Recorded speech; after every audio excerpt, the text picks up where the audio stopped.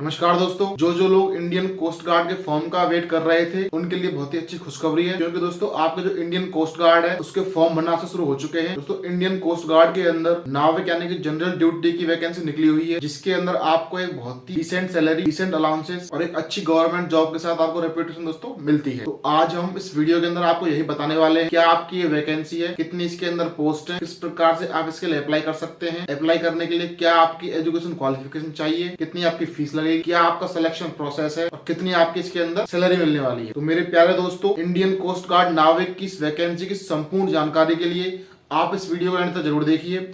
और अगर आप इस चैनल पर पहली बार आए हैं तो इस चैनल को सब्सक्राइब कर बेल आइकन यानी घंटी को दबाएं और ऑल पर टिक करें, क्योंकि मैं इसी प्रकार के अलग अलग गवर्नमेंट जॉब और गवर्नमेंट की तरफ से आने वाली वैकेंसी को लेकर वीडियोस बनाता रहता हूं। तो अगर आप इस चैनल को सब्सक्राइब कर लेंगे तो कल को गवर्नमेंट की तरफ से कोई भी अपडेट, कोई वैकेंसी आती है तो आपको उसकी जानकारी मिलेगी सबसे पहले आपके अपने फोन पर दोस्तों। इसीलिए आप इस चैनल को सब्सक्राइब जरूर करें। तो चलिए दोस्तों वीडियो को शुरू करते हैं। दोस्तों हम बात करें आज की वैकेंसी की, तो यह है आपकी इंडियन कोस्ट गार्ड नाविक जनरल ड्यूटी वैकेंसी 2024, यानी कि दोस्तों इंडियन कोस्ट गार्ड के अंदर जो जनरल ड्यूटी नाविक है उसकी वैकेंसी निकाली गई है। और हम बात करें इसके लिए टोटल वैकेंसी की, तो टोटल 260 दोस्तों वैकेंसी इसके अंदर निकाली गई है। जिसके लिए अगर हम बात करें एजुकेशन क्वालिफिकेशन की, तो दोस्तों अगर आप 12th पास हैं और 12th में आपके पास मैथ्स और फिजिक्स सब्जेक्ट थे तो आप इसके लिए अप्लाई कर सकते हैं। और अगर हम बात करें इसके लिए एज लिमिट की, तो अगर आपकी एज 18 से लेकर 22 साल के बीच है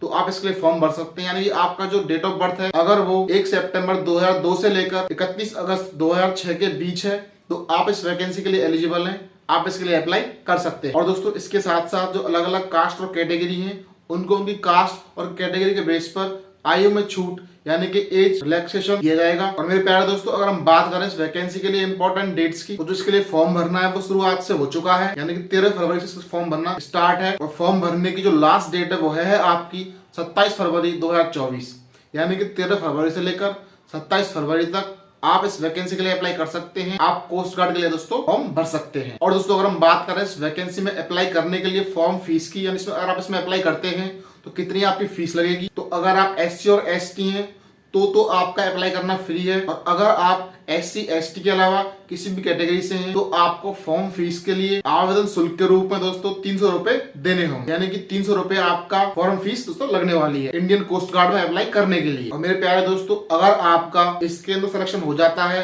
तो आपको महीने का कितना वेतनमान, कितनी सैलरी दोस्तों मिला करेगी, तो वो है आपकी लेवल 5 के अकॉर्डिंग, जिसके अंदर आपको महीने के 29,200 रुपए मिला करेंगे। यानी ये तो आपका बेसिक पे है। और इसके अलावा आपको 6200 रुपए यांत्रिक पे प्लस डियरनेस अलाउंस यानी कि महंगाई भत्ता और जो अदर अलाउंसेस हैं वो भी आपको मिला करेंगे। तो आपकी जो ग्रॉस सैलरी है वो लगभग 40 से 42,000 रुपए प्रति महीने दोस्तों हो जाएगी। और हम बात कर लेते हैं इस वैकेंसी के लिए सिलेक्शन प्रोसेस की, यानी कि क्या इसका सिलेक्शन प्रोसेस है। तो मेरे प्यारे दोस्तों जो इंडियन कोस्ट गार्ड के अंदर नाविक जनरल ड्यूटी है उसमें जो आपका सिलेक्शन है दोस्तों वो 4 फेज में होता है। Phase 1, phase 2, phase 3, phase 4। Phase 1 के अंदर आपका एग्जाम होता है जो कि आपका रिटन टेस्ट होगा, जिसके अंदर आपके 2 सेक्शन होंगे, सेक्शन 1 और सेक्शन 2, जिसके अंदर आपके मैथ्स, साइंस, इंग्लिश, रीजनिंग और जीके के क्वेश्चन आएंगे। टोटल आपका 60 नंबर का एग्जाम होगा सेक्शन 1 का, जिसको आपको पास करना जरूरी है। अगर आप OBC से हैं, EWS हैं या जनरल हैं तो आपको मिनिमम 30 मार्क्स लाने होंगे पास करने के लिए। और अगर आप SC ST हैं तो आपको मिनिमम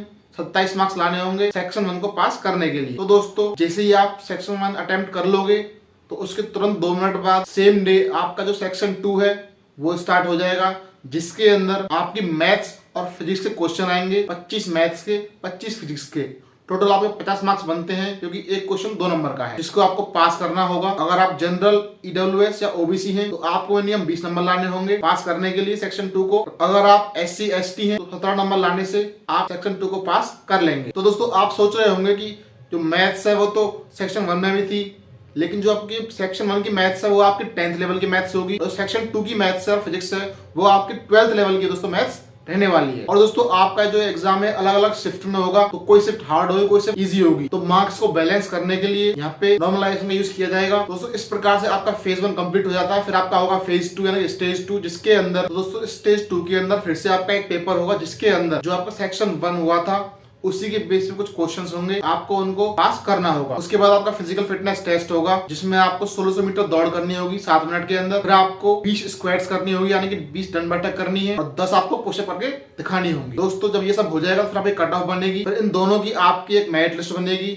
जो बच्चे इनको क्वालिफाई कर लेंगे फिर उनका स्टेज थर्ड यानी कि फेज थर्ड होगा, जिसके अंदर आपके जो डॉक्यूमेंट वेरिफिकेशन दोस्तों किया जाएगा। यानी कि जो बच्चे स्टेज सेकंड के कट ऑफ को क्लियर कर लेते हैं उनका डॉक्यूमेंट वेरिफिकेशन होगा स्टेज थर्ड के अंदर। और दोस्तों इसके साथ साथ आपका मेडिकल एग्जाम भी उसके अंदर दिया जाएगा, यानी कि आपका मेडिकल होगा जिसमें आपकी बॉडी का नॉर्मल चेकअप होगा या फिजिकली फिट है कि नहीं है। फिर आपका स्टेज 4 होगा, जिसके अंदर आपने जो डॉक्यूमेंट वेरिफिकेशन करवाया है उसके अंदर आपके जो डॉक्यूमेंट है उनका आपकी जो बोर्ड है, यूनिवर्सिटी है, उनके द्वारा क्रॉस वेरिफिकेशन करवाया जाएगा। और आपका कोई डॉक्यूमेंट फॉल्स निकलता है तो आपको हटा दिया जाएगा, और सही निकलता है तो आपको दोस्तों जॉब दे दी जाएगी। तो मेरे प्यारे दोस्तों यह थी इंडियन कोस्ट गार्ड के अंदर निकली हुई नाविक जनरल ड्यूटी की वैकेंसी को लेकर संपूर्ण जानकारी, नोटिफिकेशन, अप्लाई ऑनलाइन लिंक और ऑफिशियल वेबसाइट, उन तीनों के लिंक आपको वीडियो के डिस्क्रिप्शन में मिल जाएंगे। दोस्तों वीडियो में यहाँ तक बने रहने के लिए आपका बहुत बहुत धन्यवाद। मिलते हैं किसी और वीडियो में किसी और टॉपिक या अपडेट के साथ। तब तक के लिए जय हिंद, जय भारत, राम राम। आपका दिन शुभ हो।